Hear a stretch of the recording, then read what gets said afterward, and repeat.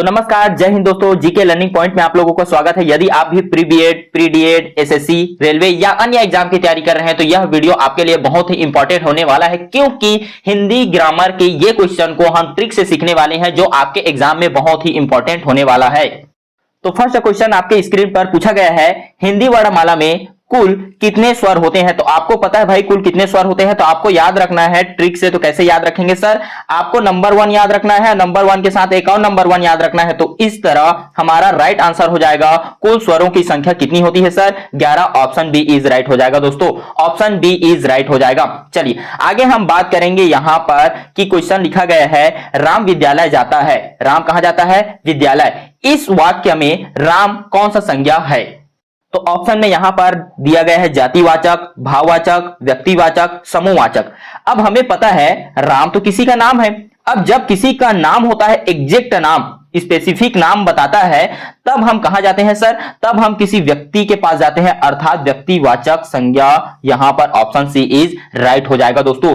जब कभी भी किसी का नाम का बोध हो तो उस संज्ञा को हम व्यक्तिवाचक संज्ञा कहते हैं। यह बात आपको पहले से पता है। आगे हम बात करेंगे क्वेश्चन नंबर 3, जहां पर आपको पूछा गया है, ईमानदारी कौन सी संज्ञा है? व्यक्तिवाचक, भाववाचक, जातिवाचक, द्रव्यवाचक। देखिए कभी भी इस तरह के क्वेश्चन दिया जाए तो आपको एक ट्रिक देता हूं दोस्तों। जैसे आपको लिखा जाएगा मानवता, तो अंत में क्या मिल गया सर? ता मिल गया।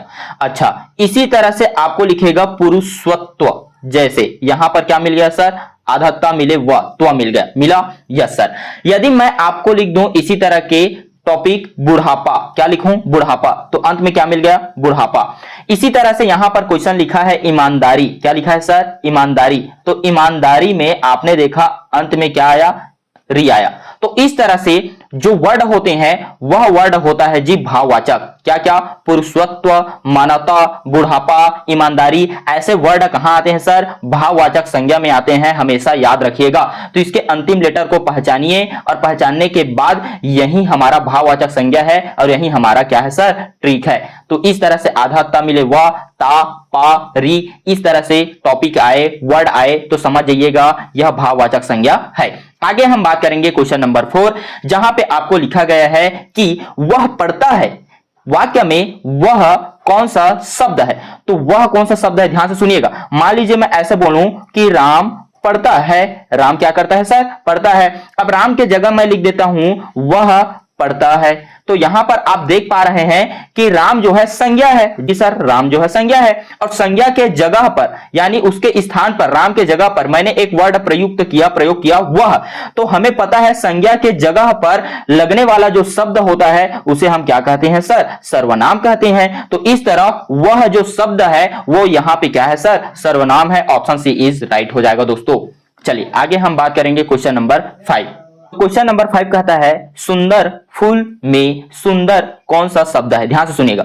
यहां पर जो फूल है वह क्या है? संज्ञा है, संज्ञा।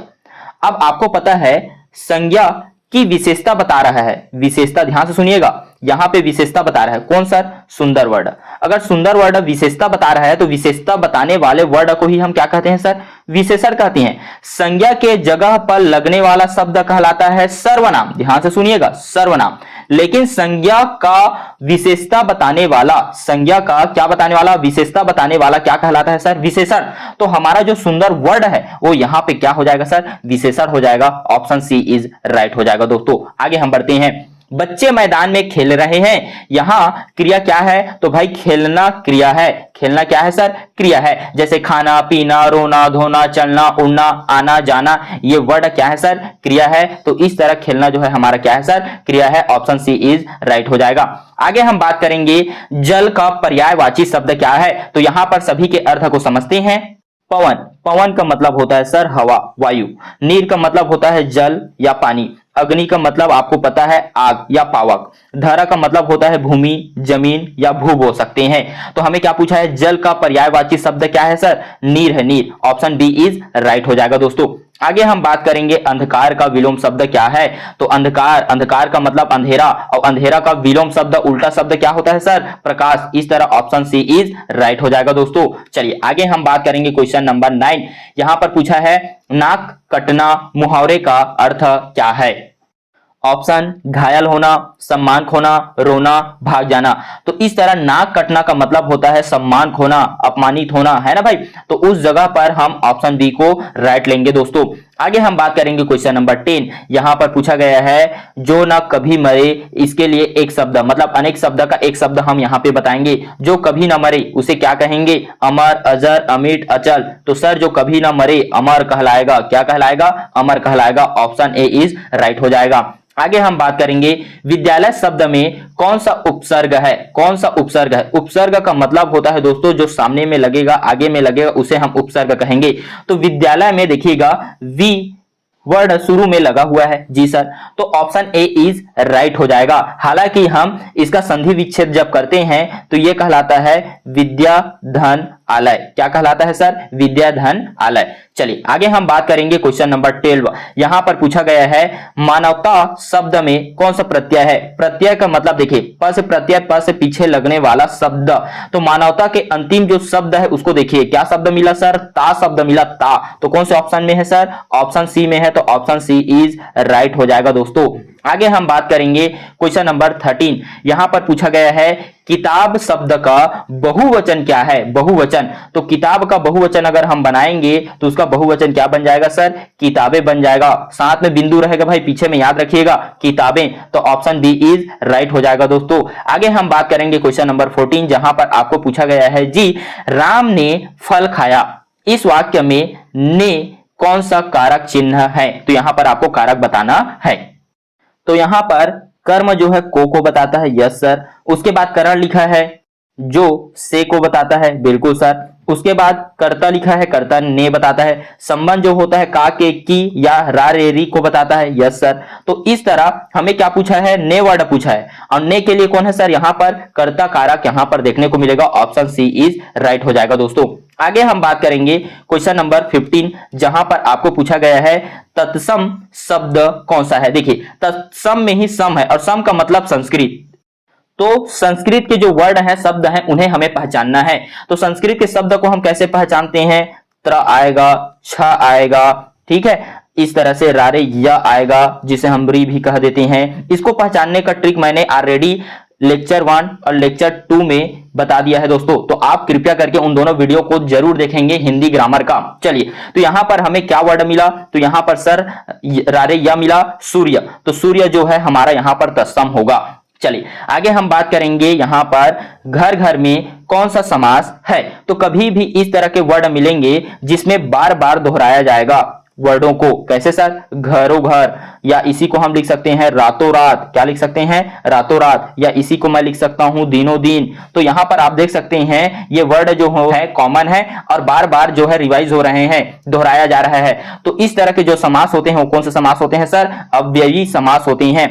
इसके साथ साथ आपको याद रखिएगा इसी समास में यथाशक्ति भी आता है, तथा शक्ति भी आता है, तथा शक्ति, इसी में प्रत्येक भी आता है। तो इस तरह के जो वर्ड होंगे वो कौन से समास होंगे सर? ये समास होते हैं अव्ययी समास या अव्ययी भाव समास होते हैं। ये ट्रिक बिल्कुल याद रखिएगा, जो शब्द बार बार दोहराया जाता है वो कौन सा समास होगा? अव्ययी भाव समास होगा। Option B is right. आगे हम बात करेंगे क्वेश्चन नंबर 17, जहां पर आपको क्या बोला गया है? राम और श्याम में कौन सा समुच्चय बोधक है? समुच्चय बोधक का मतलब होता है कंजक्शन। क्या होता है? कंजक्शन। कंजक्शन का मतलब कंजक्ट करने वाला, जोड़ने वाला। तो बताइए राम और श्याम को कौन जोड़ रहा है सर? यहां पर राम और श्याम को जोड़ने वाला जो शब्द है वो शब्द है और। तो इस तरह और जो है ऑप्शन बी इज राइट हो जाएगा दोस्तों। Option B is right. आगे हम बात करेंगे क्वेश्चन नंबर 18, जहां पर आपको पूछा गया है जी कि वह धीरे धीरे चलता है में धीरे धीरे कौन सा क्रिया विशेषण है?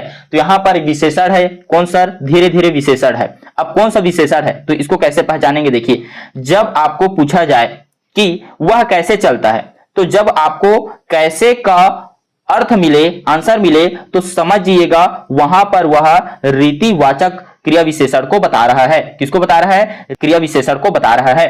वह कैसे चलता है? वह धीरे धीरे चलता है। तो यहां पर कैसे का आंसर आपको उत्तर जो है मिल रहा है, तो इसे हम बोलते हैं रीतिवाचक, जिसे हम इंग्लिश में एडवर्ब ऑफ मैनर भी कहते हैं। तो यहां पर रीतिवाचक जो है ऑप्शन सी इज राइट हो जाएगा। आगे हम बात करेंगे क्वेश्चन नंबर 19, सच्चाई शब्द का निर्माण किससे हुआ है? देखिए यहां पर मैं लिख देता हूं सच्चा, प्लस ई। तो आप देख रहे हैं पीछे साइड ई लगा है, और पीछे साइड जब मैं बात करता हूं तो प से पीछे और प से क्या होता है सर, प्रत्यय होता है। क्या होता है, प से पीछे और प से प्रत्यय। कौन से ऑप्शन में है सर, ऑप्शन बी में है, तो ऑप्शन बी इज राइट हो जाएगा दोस्तों। आगे हम बात करेंगे क्वेश्चन नंबर 20, जहां पर आपको पूछा गया है परोपकार शब्द का सही संधि विच्छेद क्या है। तो हम इसका संधि विच्छेद कर लेते हैं, पर धन उपकार, पर धन उपकार। तो इस तरह के ऑप्शन हमें ऑप्शन ए में दिख रहे हैं, तो ऑप्शन ए इज राइट हो जाएगा दोस्तों। तो इसी तरह से हमने रीजनिंग का हर एक टॉपिक को ट्रिक से पढ़ाया है दोस्तों, और साथ में आप लोगों के जो हिंदी ग्रामर है उसको ट्रिक से पढ़ाया है। इसके साथ साथ आप लोगों का जो सीडीपी का क्लास हुआ है उसको भी हमने ट्रिक से पढ़ाया है। आप सभी वीडियो को देखिए, चैनल को बिल्कुल सब्सक्राइब कीजिए, क्योंकि हर एक टॉपिक को हमने ट्रिक से पढ़ाया है। यदि आपको लगता है कि हमने ट्रिक से नहीं पढ़ाया है तो आप हमारे चैनल को अनसब्सक्राइब बिल्कुल कर सकते हैं। वीडियो को लाइक कीजिए, आपको किस टॉपिक पर वीडियो चाहिए कमेंट में बिल्कुल बताएं। खास बात यह है दोस्तों कि हमारा टेलीग्राम चैनल का लिंक जो है कमेंट पर पिन कर दिया है। यहां पर आपको